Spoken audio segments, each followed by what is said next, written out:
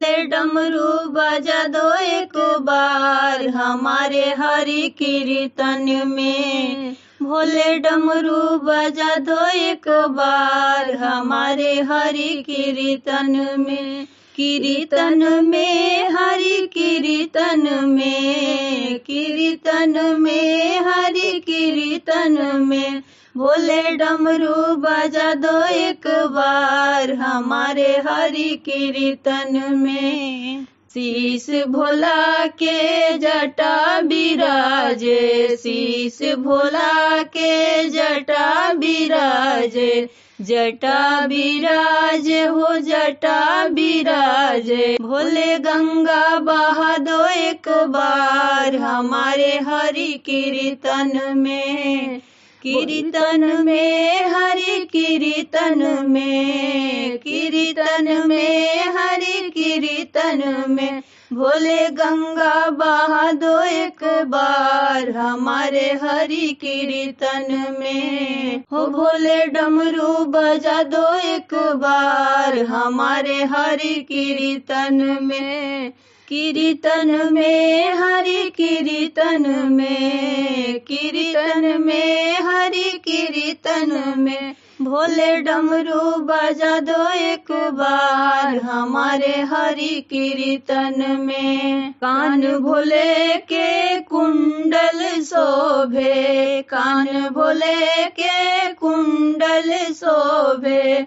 कुंडल शोभे, कुंडल शोभे। भोले चंदा चमका दो एक बार हमारे हरि कीर्तन में। कीर्तन में हरि कीर्तन में, कीर्तन में हरि कीर्तन में। भोले चंदा चमका दो एक बार हमारे हरि कीर्तन में। भोले गंगा बहा दो एक बार हमारे हरि कीर्तन में। कीर्तन में हरि कीर्तन में, कीर्तन में हरि कीर्तन में। गले भोले की सर्पों की माला, गले भोले की सर्पों की माला। सर्पों की माला हो सर्पों की माला, सर्पों की माला हो सर्पों की माला।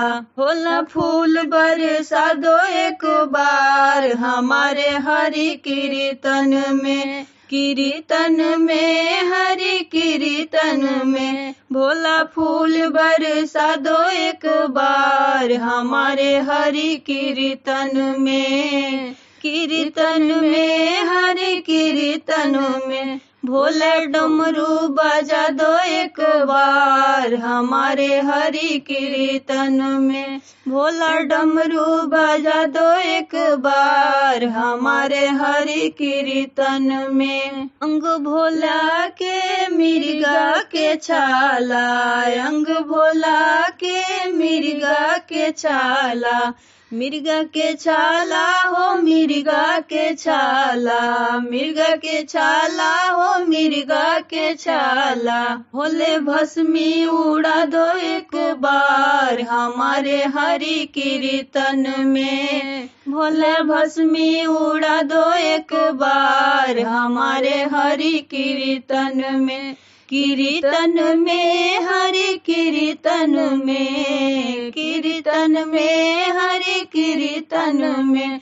भोले भस्मी उड़ा दो एक बार हमारे हरि कीर्तन में। भोले डमरू बजा दो एक बार हमारे हरि कीर्तन में। भोले डमरू बजा दो एक बार हमारे हरि कीर्तन में। चरणों भोला के नंदी बिराजे, नंदी बिराजे हो नंदी बिराजे।